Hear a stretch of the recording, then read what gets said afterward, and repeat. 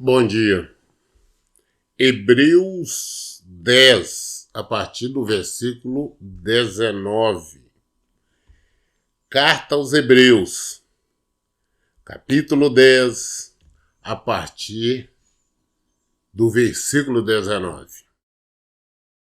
Sendo assim, irmãos, temos plena confiança para entrar no Santo dos Santos, mediante o sangue de Jesus, por um novo e vivo caminho que ele nos descortinou por intermédio do véu, isto é, do seu próprio corpo, e tendo um magnífico sacerdote sobre a casa de Deus.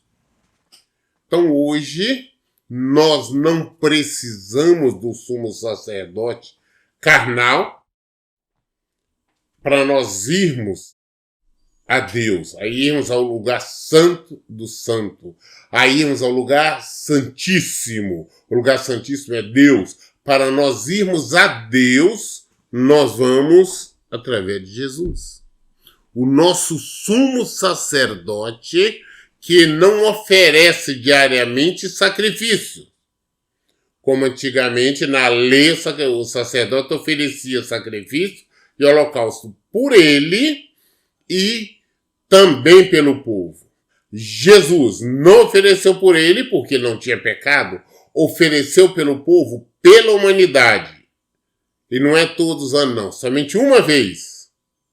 E o sacrifício que ele ofereceu foi ele mesmo, o seu corpo, o seu sangue. E acabou-se. O véu rasgou. Temos acesso diretamente ao lugar santíssimo. Temos acesso direto a Deus através de Jesus. Através do sangue dele que ele derramou. Então, nós não precisamos. Para nós irmos a Deus, nós não dependemos de A, B ou C. Nós não dependemos de ninguém. O nosso sumo sacerdote é Jesus. Por isto, sempre quando formos orar, nós oramos a Deus em o nome de Jesus. Assim Jesus nos ensinou. Nós já vimos lá nos evangelhos. Ele falou como nós devemos orar, quando nós orarmos. Oramos a Deus em o nome de Jesus. Ele sim é o nosso sumo sacerdote. É ele que intercede por nós. É dessa maneira.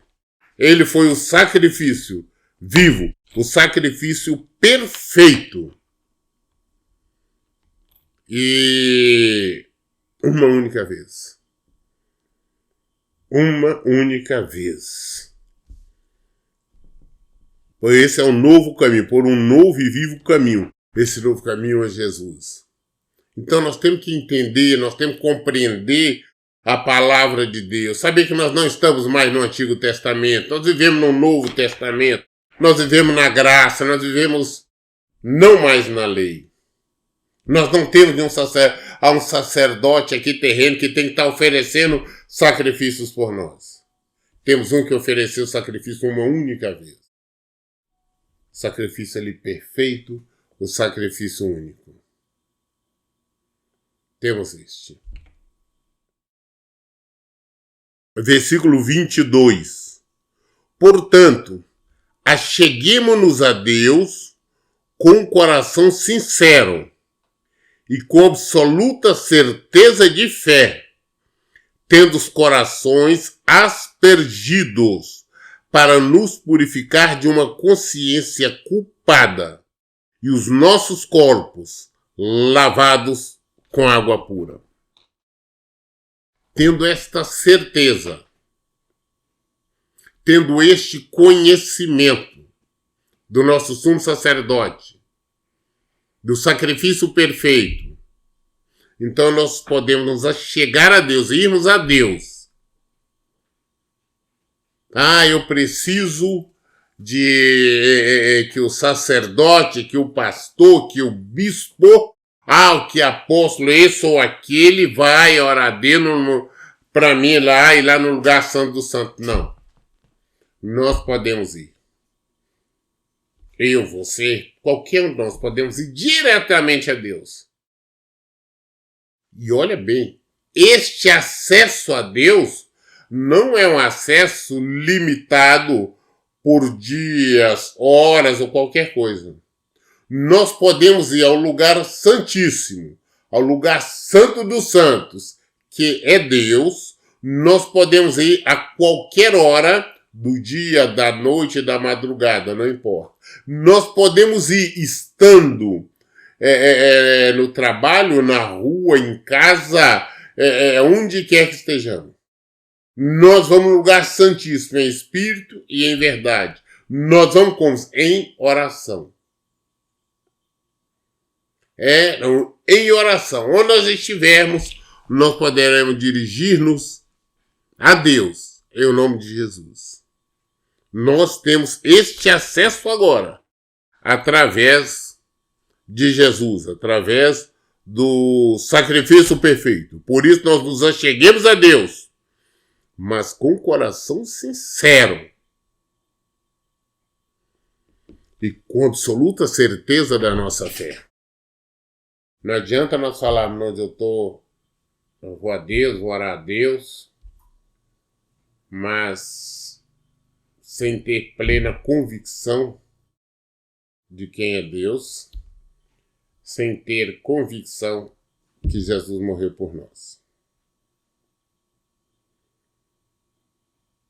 É necessário nós termos esta certeza. E Corações aos Perdidos, para nos purificar de uma consciência culpada. Porque eu não mereço. Quantas vezes eu escuto isso, as pessoas falarem, não. Deus não vai ouvir minhas orações, Ele não vai me atender, porque eu não mereço, eu fiz muita coisa errada. Não, se você se arrependeu, ainda ontem ele estava falando sobre isso, ele fala assim que dos nossos pecados ele não lembra mais, dos nossos pecados ele não recorda mais. Se nós nos arrependemos, nós pedimos perdão, nós estamos sim em condições de irmos a Deus em o nome de Jesus. Nós podemos ir, orar, falar diretamente com Deus. E Ele nos ouvirá. Se nós estivermos falando a mesma linguagem. O que é a mesma linguagem? Nós temos que saber o que falarmos com Deus. E como falar. As pessoas vêm a Deus, fazem uns pedidos, umas reclamações, esdrúxulas, umas coisas totalmente sem nexo à luz do Evangelho. Vem pedir isso, vem pedir aquilo. Às vezes oração, que ele diz que a oração quer ensinar Deus como agir, como fazer, fazendo pedidos carnais, materiais. Esse não é o nosso Deus. Por isso que eu falo, para um advogado defender uma outra pessoa, um cliente qualquer, em juízo, ele tem que, ele fala com uma linguagem jurídica. Ele usa terminologia jurídica. E se ele for a um juiz, em uma audiência, querendo apresentar uma defesa, contestar ali o representante do Ministério Público, com uma linguagem comum, uma linguagem diária, uma linguagem vulgar, ele será interrompido e até mesmo expulso da sala, vai responder processo disciplinar na OAB, Ordem dos Advogados do Brasil, e possivelmente, dependendo da situação, o próprio juiz pode abrir um processo contra ele. Então tem que saber como falar. Então, da mesma forma, se nós queremos apresentar alguma petição alguma coisa a Deus, no lugar santo dos santos, nós devemos saber como falar. Qual a linguagem? A linguagem do rei. Eu não posso chegar para Deus, como eu vejo muitas pessoas, vejo em hino, em músicas aí, falando que, não, chega para Deus falando você, é isso, é aquilo. Não, não é assim. Quero chegar de qualquer maneira, falando qualquer coisa, pedindo qualquer coisa, exigindo qualquer coisa, como se estivesse falando com um igual. Não vai conseguir nada, não vai ser ouvido, mas ela mesma assim, não, parece que minhas orações não foram ouvidas. Não foram ouvidas nem serão. Porque você está entrando no lugar santo do santo, no lugar santíssimo, com as vestes sujas. Troque as vestes. Versículo 23. Sem duvidar, mantenhamos inabalável a confissão da nossa esperança, porquanto quem fez a promessa é fiel, e consideremos uns aos outros para nos encorajarmos às manifestações de amor fraternal e às boas obras.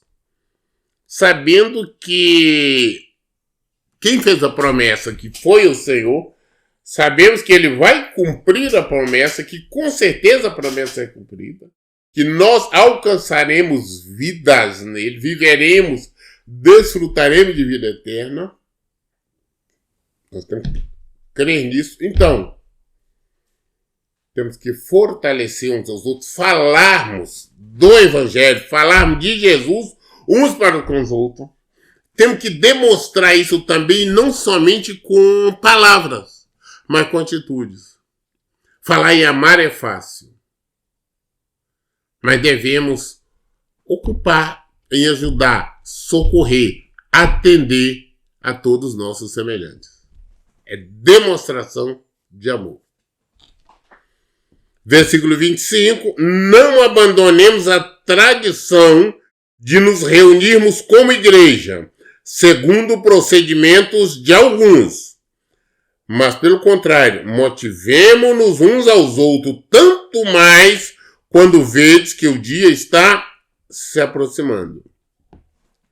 Então, presta bem atenção. Lê novamente o versículo. Não abandonemos a tradição de nos reunirmos como igreja, segundo o procedimento de alguns.